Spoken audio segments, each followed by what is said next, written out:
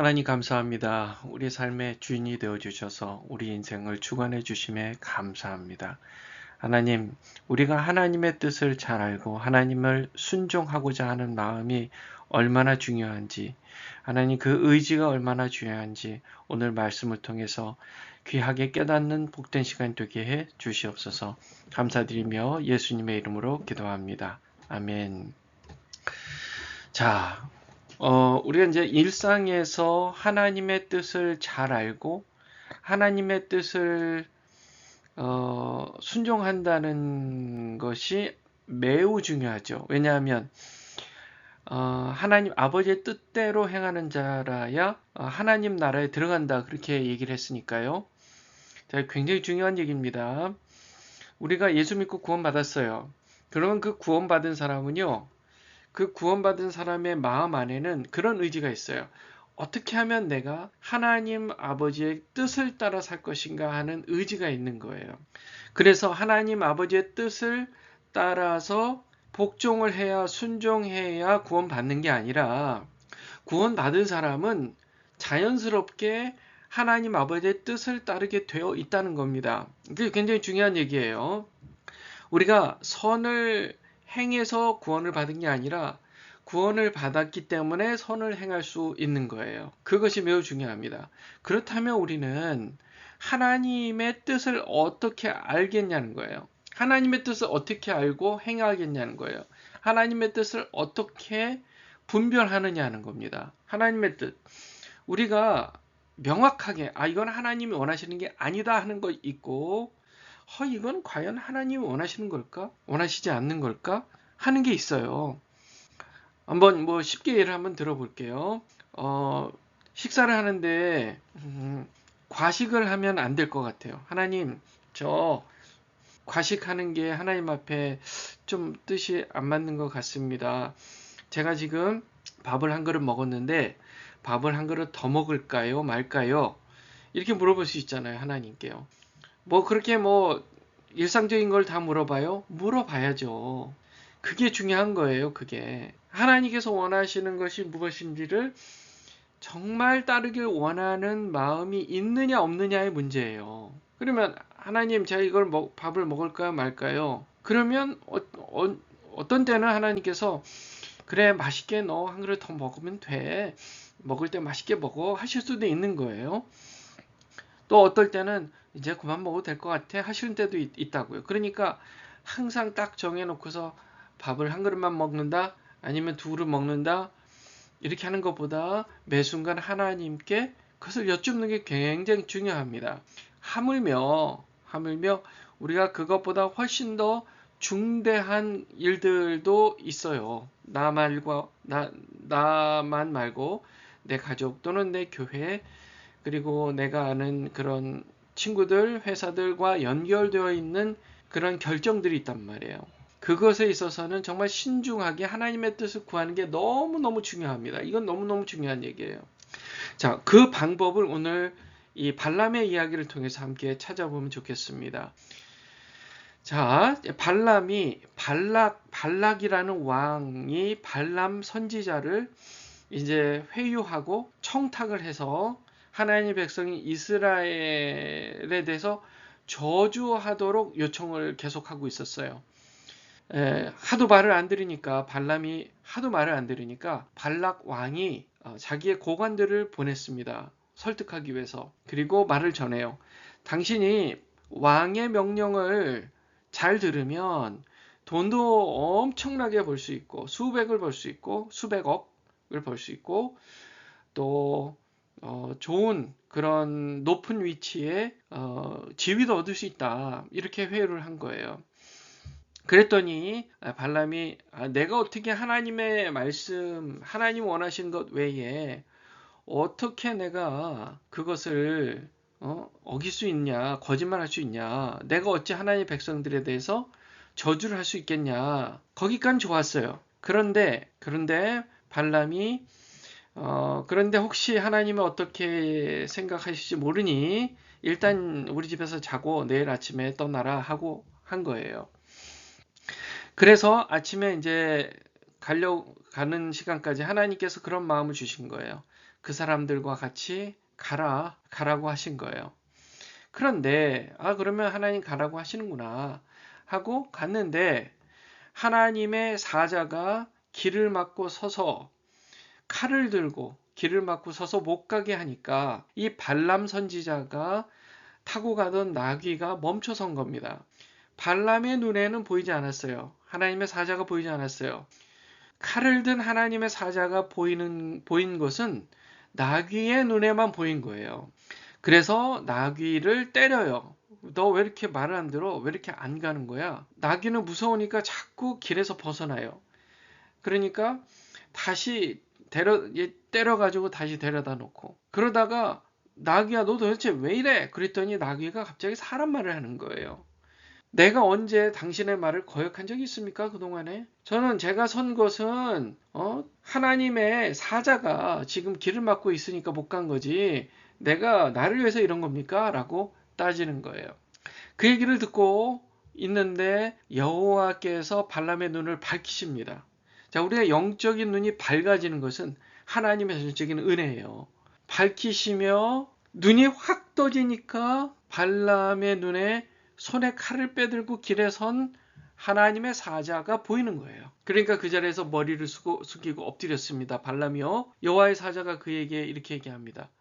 너는 어째서 네 나귀를 3번이나 때렸느냐? 보라, 내가 앞에서 너가 가는 길이 사악함으로 그렇게 지금 얘기해요.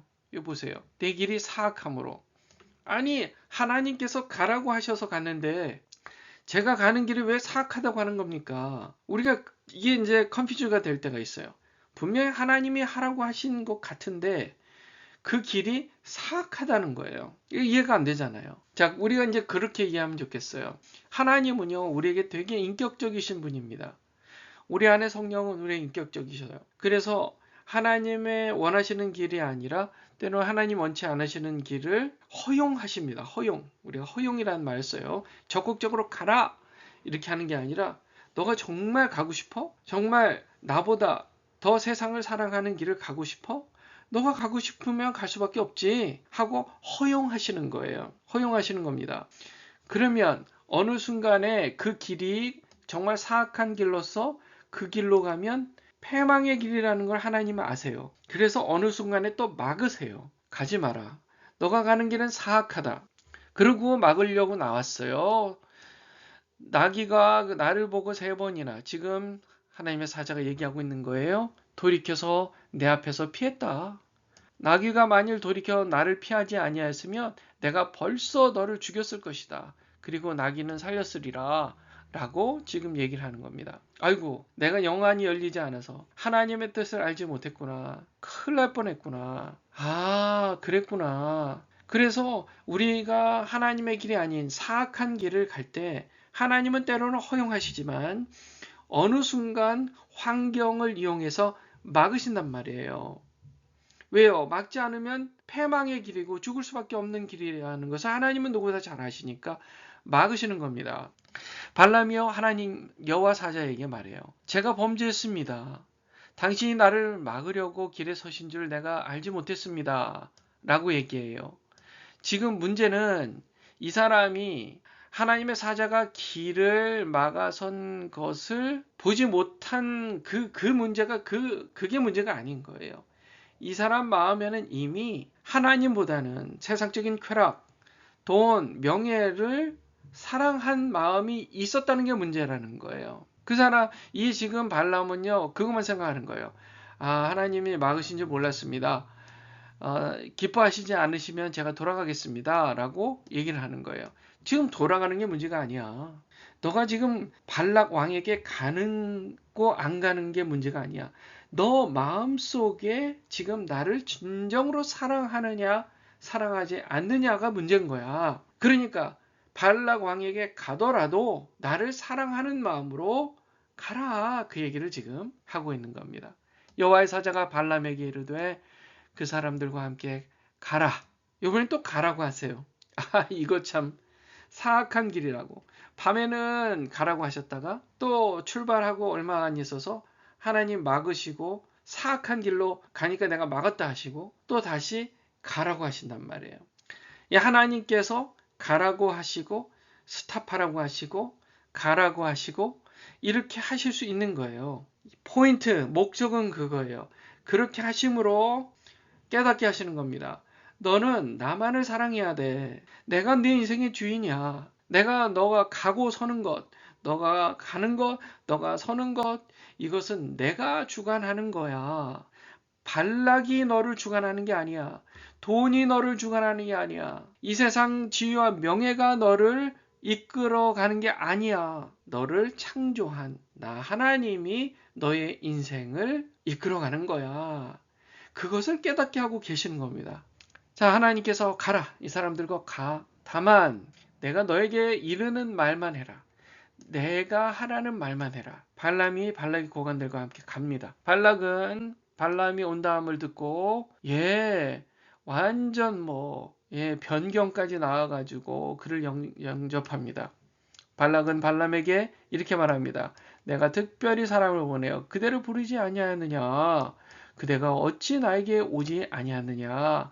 내가 어찌 그대를 높여 존귀하게 하지 못하겠느냐? 이렇게 얘기하는 거예요.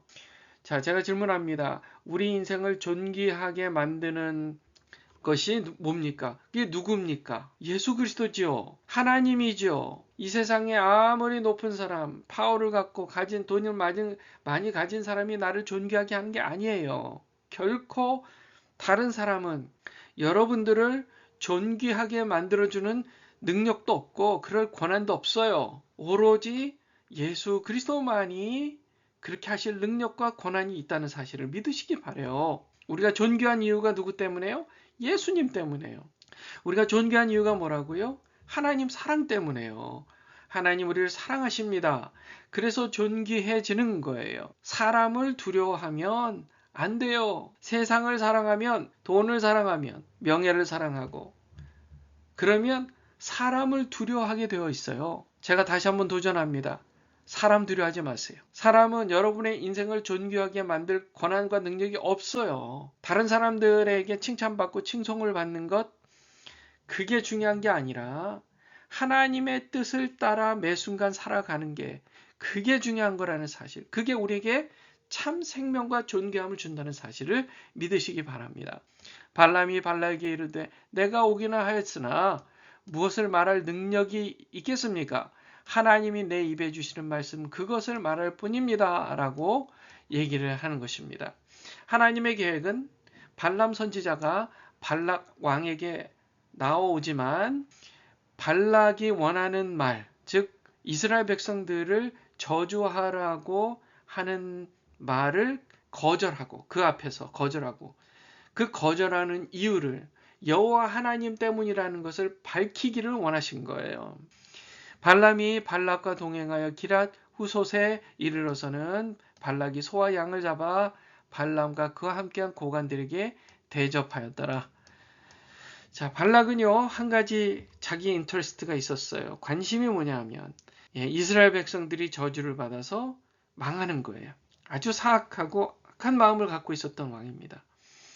하나님 그걸 잘 알고 있었어요. 그래서 그 발락 왕에게 하나님의 메시지를 온전히 전할 메신저가 필요했던 겁니다. 그게 바로 발람 선지자였어요. 자, 발람 선지자가 발락 왕이 주는 이 소와 양, 고기, 그 당시 완전 잔치입니다. 너무 잘해주는 거예요. 대접해주는 거예요. 자, 웃는 얼굴에 이제 침을 뱉어야 하는 상황이에요. 담대해야 되잖아요. 그런데 지금 좀 전에 말씀드렸던 이 일들, 하나님이 가라 했다가 가지 말라 했다가 가라 했다가 이 사건이 없었다면 발람은 웃는 얼굴에 침을 못 뱉겠죠. 발락이 하라는 대로 다 했겠죠. 그 분위기가 왕의 잔치 자리에 앉아서 그 잔치상에서 산의 진미를 얻어먹고 돈을 보따리로 받고 하는 그런 상황. 함께 왕과 함께 고관 대작들이 옆에서 앉아서 발람을 막 칭송해주고 막 존귀 여겨주는 것처럼 막 좋아해주고 그 분위기에서 과연 왕이 원하는 바 이스라엘 이 백성들을 저주해라 라는 말을 거역할 수 있었을까요? 아니요, 그냥은 안 됐을 거예요. 지금 하나님과의 만남, 하나님의 사자와의 만남이 있었기 때문에 이제 그 마음에 담대함이 생긴 것입니다. 자, 제가 정말로 진심으로 여러분들께 진심으로 권유합니다. 사람을 두려워하지 않으시기를 주님의 이름으로 축원합니다. 사람 두려워하면 끝이에요. 그런데 더욱이 사람을 두려워하는 이유는 뭐냐면 돈을 사랑하기 때문이에요. 명예를 사랑하기 때문이에요. 내가 어떻게 하면 다른 사람들에게 인정받을까? 그거에 노심초사하니까 사람이 두려운 거예요. 그러면 하나님을 온전히 섬길 수가 없어요. 그것은 일종의 우상 섬김입니다. 반대로 사람을 두려워하지 않고 하나님을 경외하시기를 주님의 이름으로 축원합니다. 그러려면 여러분들이 하나님과 만남이 있어야 돼요. 매일 기도로, 말씀으로 성령과의 만남이 매일 아침 시작돼야 되고 하루 종일 하나님과 성령과 대화를 해야 돼요. 그러면 세상을 향해 담대하게 하나님의 뜻을 외칠 수가 있어요. 예수 믿으세요. 구원받으세요. 이번 21주년 이제 기념 예배가 주일날 있습니다. 그때 예수 믿지 않는 사람들이 우리 교회에 와서 하나님의 말씀, 진리의 말씀, 생명의 말씀을 전해 들을 겁니다. 담대하게 그들에게 복음을 전해서 그들 마음속에 하나님 예수 그리스도의 복음이 들어가도록 해야 됩니다. 그러려면 우리 모두가 먼저 담대해야 돼. 담대해야 돼요. 복음을 온전히 전해야 돼요. 그들을 교회로 이끌고 와야 돼요. 우리가 그런 인생, 사람을 두려워하지 않고 온전히 하나님만을 사랑하는 인생이 되시기를 주님의 이름으로 축원합니다. 기도하겠습니다. 거룩하신 하나님 감사합니다.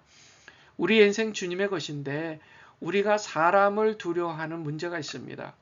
오늘 이 시간부로 나사렛 예수 이름으로 사람을 두려워하는 비겁하고 두려워하는 악한 영은 떠나갈지어다. 이 선포가 우리 삶에 적용되고 또 힘을 발휘하게 될 줄 믿습니다. 예수님의 이름으로 기도합니다. 아멘. 자, 오늘 이 말씀을 가지고 계속해서 묵상하시고요. 트럼프 대통령과 상원 의원, 하원 의원 535명의 국회의원들을 위해서 기도해 주시고 또 9명의 대법원 법관들과 또 이 정부의 모든 관료들 그들이 하나님을 두려워할 줄 알게 해달라고 여러분 기도해 주시고 그리고 이스라엘 중동 전쟁이 격화되고 있는 상황 위에서 예수님 어서 오시옵소서 하나님께서 지금 하나하나 이루어 가시는 게 성경에 나온 대로 다 이루어져 가고 있어요. 계속해서 기도해 주시면 좋겠어요. 우리가 깨어서 기도하며 세계적으로 일어나고 있는 일들을 바라보며 하나님의 하시는 일을 우리가 볼 수 있도록 해달라고 명철을 달라고 기도해 주시고 그리고 21주년 기념 예배를 위해서 여러분 기도해 주세요. 한 명이라도 단 한 명이라도 주님 앞에 나와 구원받게 해달라고 여러분 간절히 기도해 주시면 감사하겠습니다. 그리고 서로를 위해서 중보하며 기도하겠습니다. 자유롭게 기도하시겠습니다.